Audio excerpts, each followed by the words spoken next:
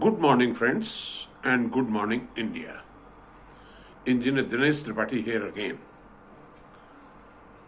मैंने कुछ दिन पहले एक छोटा सा वीडियो लोड किया था. That was on economics for kids, यानी कि बच्चे भी समझ जाएंगे कि इकोनॉमिक्स होती क्या है और how the stock market plays a role in our economy.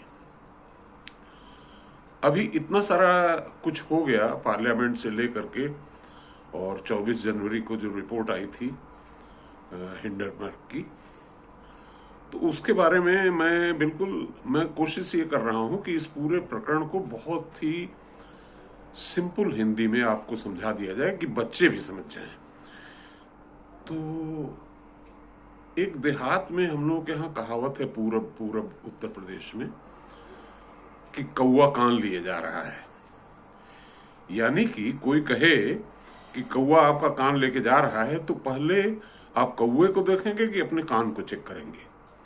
करीब करीब यही हाल अडानी को लेकर के फैलाया गया. एक 5 लोगों की छोटी सी कंपनी अमेरिका में है, हिंडनबर्ग के नाम से.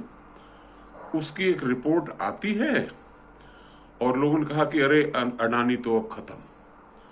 तो किसी ने ये नहीं देखा कि अडानी के एसेट्स क्या है, उसकी डेब्ट क्या है, उसकी लायबिलिटी क्या है और कैश जनरेशन क्या है. ये 4 बड़े मुद्दे हैं. मैं भी अपनी दूसरी पारी खेल रहा हूं. करीब 38 साल की पहली पारी में मैंने अलग अलग सेक्टर्स में एज इंजीनियर काम किया, right from atomic energy to sugar industry to state government.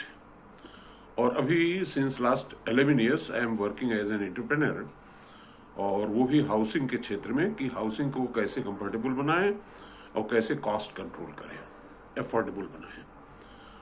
तो हालांकि जैसा मैंने पहले बताया था कि शेयर स्टॉक मार्केट से ताल्लुक इंडिया के सिर्फ 3% लोगों का है, और जहां तक अडानी ग्रुप के शेयर्स का ताल्लुक है वो मुश्किल से 0.1% लोगों का है.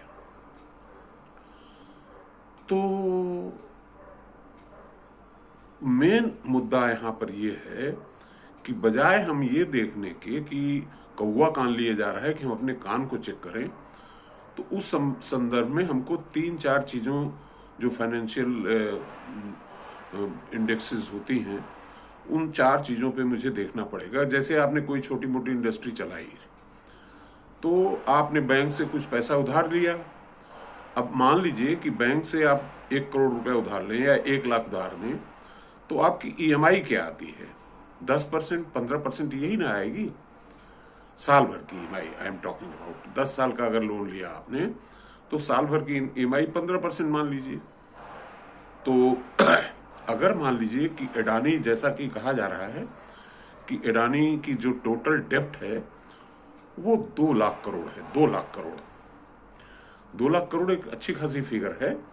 लेकिन अगर इस डेप्ट को चुकाने के लिए अडानी को हर साल पैसा कितना देना है, अगर 15% भी कर लीजिए तो 30,000 करोड़ देना है. और अडानी का जो कैश जनरेशन है एक साल में वो 60,000 करोड़ है.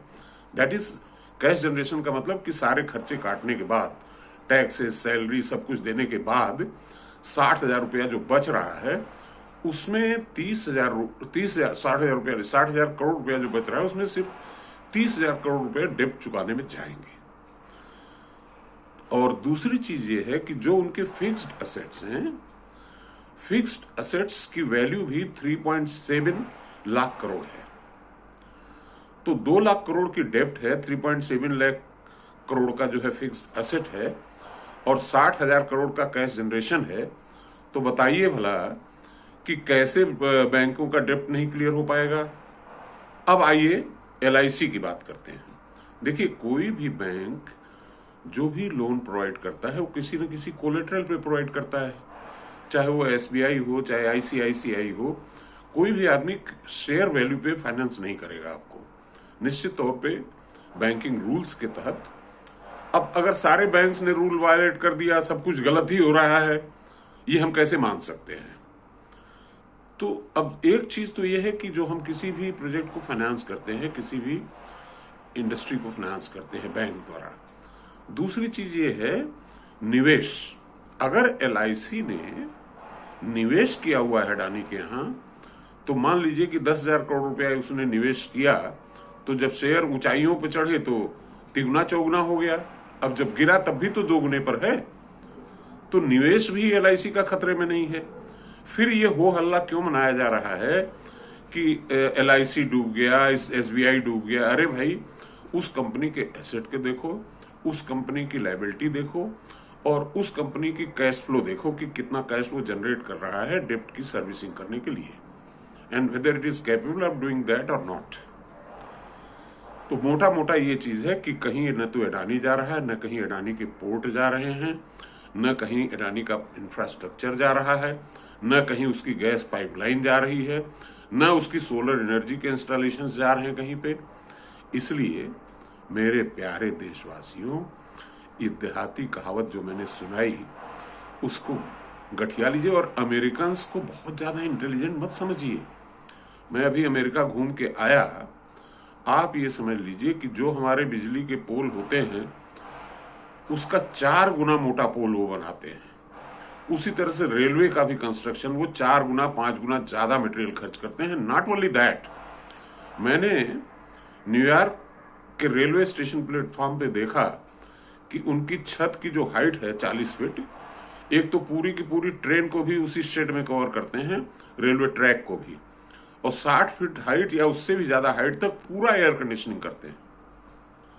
अरे भाई, जब आदमी आपके यहाँ 6.5 फीट का होता है अगर मान लीजिए, तो ज्यादा से ज्यादा 10 फीट की हाइट तक आप एयर कंडीशनिंग करते, कोई फॉल सीलिंग बनाते, कोई ग्लास सीलिंग बनाते। इतना एनर्जी वेस्ट कर रहे हो। और उन्होंने एक काम और गलत कर रखा है कि अमेरिका में ओजोन लेयर ही खत्म हो गई है। वहां शाम को जब आप 7 बजे, हमारे यहाँ जब रात होती है तब भी वहां दिन ही रहता है। तो इसलिए उनको बहुत इंटेलिजेंट सुपर ह्यूमन न मानिए। और हिंडनबर्ग तो जुआड़ी इस तरह का है कि शॉर्ट सेलर है, यानी कि किसी कंपनी का शेयर वो गिरा करके पैसा कमाता है। ये तो उसका बिजनेस है, और American have allowed this kind of business. तो उसको बेनिफिट करने के लिए अगर हमने कौवा कान लिए जाने में कौवा देखने लगे, इसका मतलब हिंडनबर्ग अपने डिजाइन में सक्सेस हो गया, एंड हो गया वो सक्सेस। तो कम से कम मेरे देशवासियों, आप फंडामेंटल्स को देख करके, समझ करके अपना निर्णय लो, और अमेरिकन्स को सुपर ह्यूमन मानना बंद करो। धन्यवाद।